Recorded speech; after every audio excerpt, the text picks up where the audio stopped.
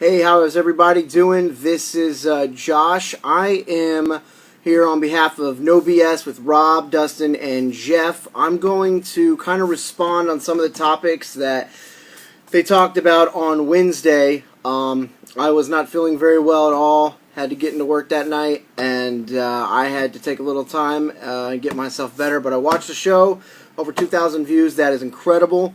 They're doing a great job, but I wanted to talk about the three main topics that they covered. First one, I'm going to start short and sweet. To me, I'm a wrestling aficionado, or at least I think I am, and the best in-ring performer, as far as I'm concerned, is Shawn Michaels. And it's not even necessarily about him being the greatest. It's about, for me personally, my first WrestleMania that I watched was WrestleMania 20, and my favorite match was the triple threat match between Shawn Michaels, Chris Benoit, and Triple H. WrestleMania 21 came along. My favorite match of the entire night, Shawn Michaels, Kurt Angle. WrestleMania 22, my favorite match of the night was Edge and McFoley in the hardcore match, but Shawn Michaels carried Vince McMahon to a really, really entertaining match. My favorite match at WrestleMania 23, Shawn Michaels, John Cena for the title. WrestleMania 24, retiring Ric Flair was the best match of the night. Shawn Michaels again. 25-26, go without saying, The Undertaker and Shawn Michaels put on two legendary matches. Also, the most iconic wrestling matches in history. If you want to start talking about the top five, you got to think about the ladder match between him and Razor Ramon. He lost, but it invented the ladder match, although the best ladder match in WrestleMania history is the triple threat with Jeff Hardy, the Hardy Boys, the Dudleys, and Edge and Christian. But he also had the Iron Man match with Bret Hart, considered the greatest Iron Man match in history. And if you want to talk about one of the greatest Monday Night Raw matches in history, you want to go back to John Cena and Shawn Michaels the night after WrestleMania 23 when they tore the house down in London. Also, the match between Shawn Michaels and Stone Cold Steve Austin, where Mike Tyson punched him out and really passed the torch to Stone Cold as the biggest star in the wrestling business. To me, he's the guy that elevates everyone else, no matter who it is, and he's the absolute best in the ring that I've ever seen. And I'm not even a huge Shawn Michaels fan. Sweet Chin Music is terrific. He's incredibly talented. The guy is amazing. Shawn Michaels, to me, hands down, greatest in-ring performer in WWE history.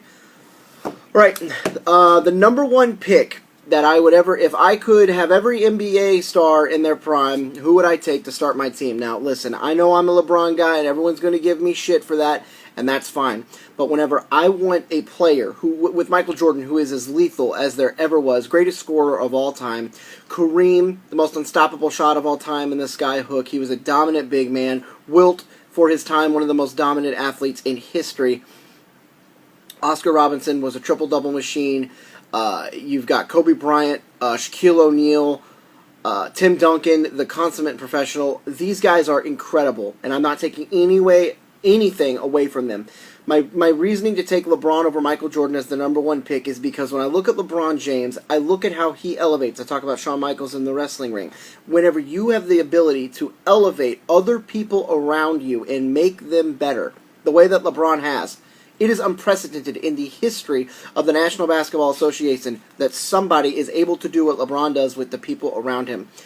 Everyone needs help. This isn't a matter of talking about titles, but look at Jordan's teams, how great they were with Phil Jackson. I know everyone's heard this. Jordan left, they lost 2 less games, and they still made it to the Eastern Conference Finals. LeBron leaves franchises, and they collapse. I mean, he's that good. He elevates everyone else around him to another level. If you want somebody who can handle the ball and be an excellent point guard, you've got LeBron James. If you want someone to be an elite scorer and be aggressive and drive to the basket, you've got LeBron James. If you need somebody to play defense on any of the 5 positions, although it's not ideal, you've got LeBron James. I want to build my team around LeBron James. And there's an unhidden, an unspoken thing that we talk about with these guys. We're not just talking about their ability. You're talking about the personality of these guys. LeBron James has an ego. Don't get me wrong. He has an ego. He's got Chozumon tattooed on his back. He's the king. He has an ego. But on the court, it's about winning. He's the one superstar in the history between the 3 that always get compared. Jordan, Michael, Kobe. We talk about they'll just jack it up and they'll try to make it. LeBron, he makes the smart basketball decision first.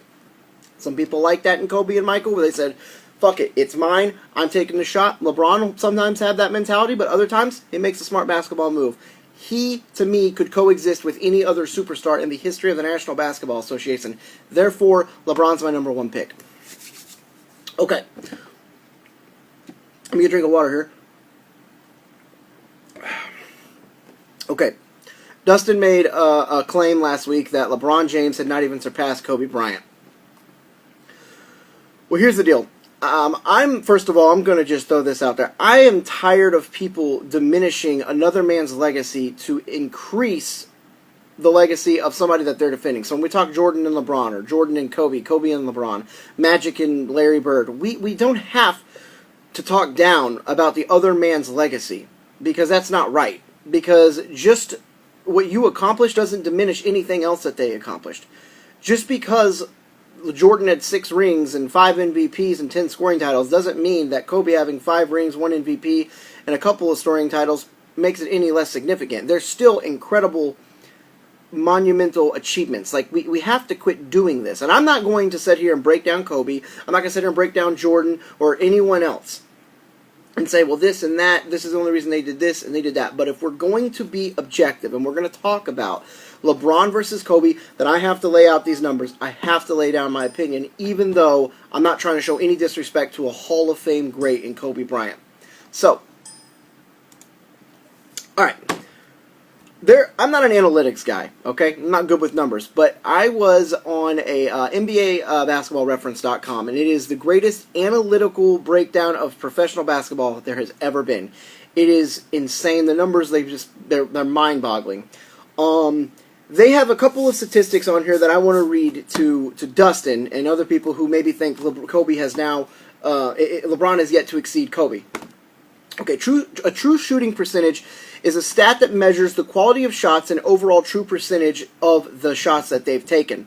LeBron James stands at 46th place all time. Michael Jordan, I did include Jordan in some of these statistics just to kind of give you an idea where they all kind of were, because those are kind of the big 3 that we like to talk about. LeBron was at 46th all time.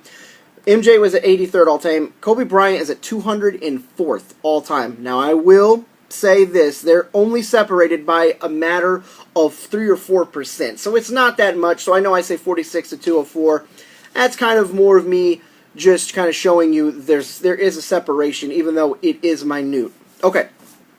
Win shares per 48 minutes. This is a statistic to measure a player's impact on his team's wins throughout the season and how they contributed to the wins and how important they were to that team winning a game. Okay.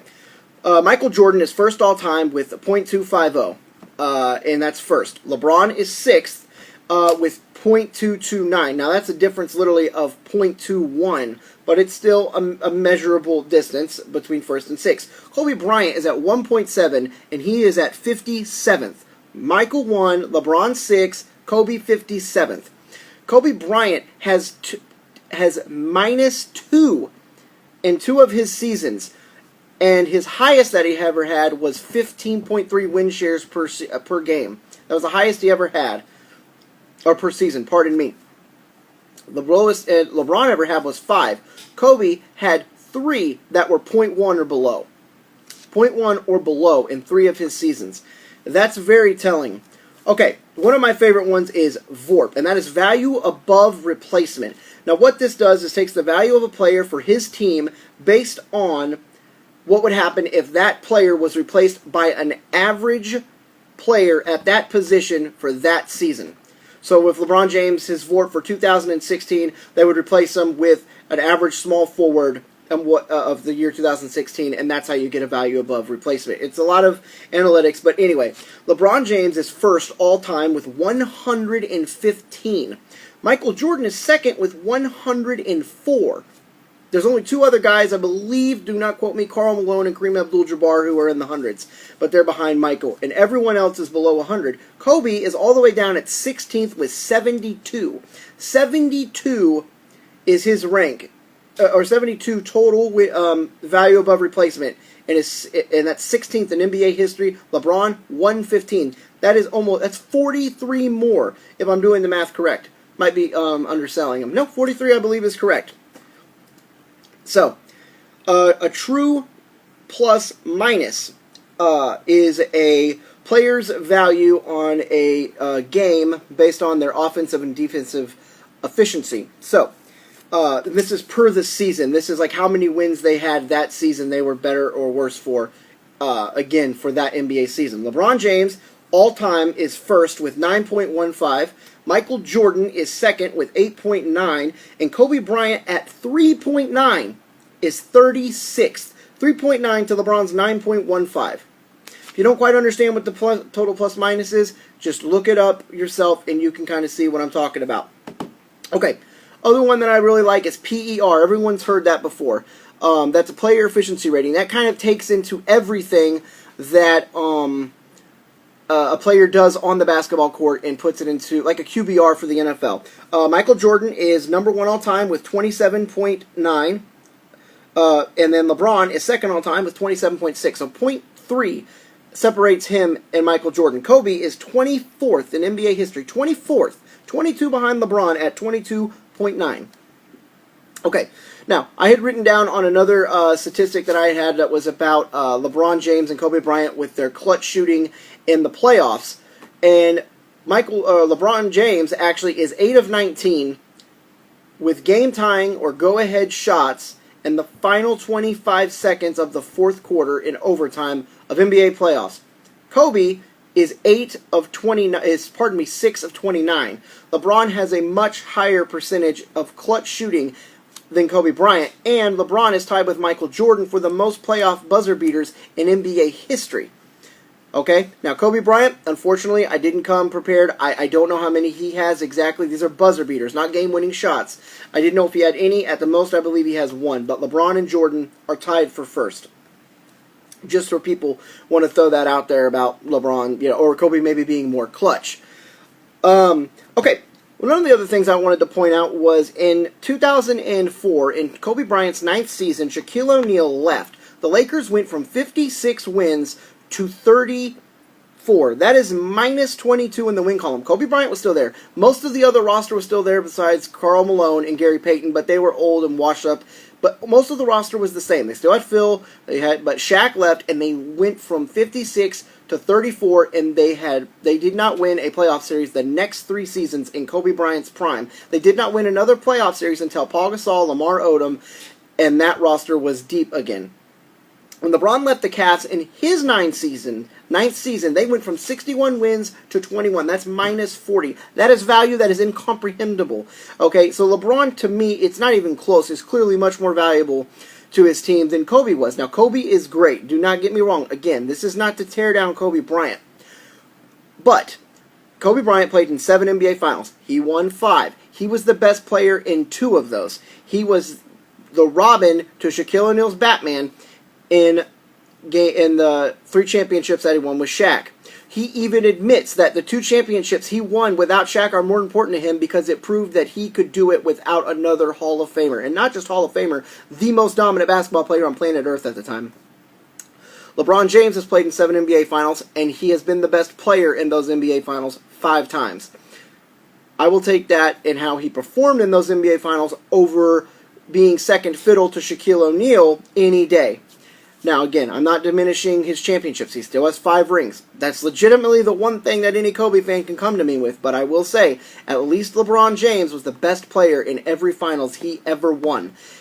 It's the same thing as Brett Favre, who had a 90.8 quarterback rating, 250 yards, 3 touchdowns, 1 turnover against John Elway, who had a 50 quarterback rating with 122 yards, 0 touchdowns, and 1 pick. John Elway still won a Super Bowl over Brett Favre that year. Do you know why? Because he had a better team around him. And I'm not saying that Kobe averaged 25, 5, and 5 in his NBA Finals with Shaq. He was great. I'm not saying that he was bad. But he was Robin to Shaquille O'Neal's Batman. Another thing that I like, the last thing on him and Shaquille O'Neal, is that those teams were so talented and so dominant, they could have won 5 or 6 championships together. Kobe Bryant and Shaquille O'Neal's egos were so big on how to beat, who was the man, who was the alpha. If LeBron James, with his unselfishness on the court, something that Kobe and Michael did not possess, and a lot of other all-time legends did not possess, I believe that LeBron, with his lowered ego on the basketball court, would have been able to absolutely function well with Shaquille O'Neal, who also said it in an interview that him and LeBron James would have been able to function well in their primes. And I believe that is a 5 or 6 championships right there. So I do believe that if you put LeBron on those Lakers teams, when him being able to coexist with Shaq, they would have won more than 3 championships, and I don't think it's even close. Now, that's all hypothetical, and that's not a fact. That is my opinion. Last thing that I want to say about the LeBron versus Kobe. There's 2 things. Number 1, the eye test. Okay? We have the eye test.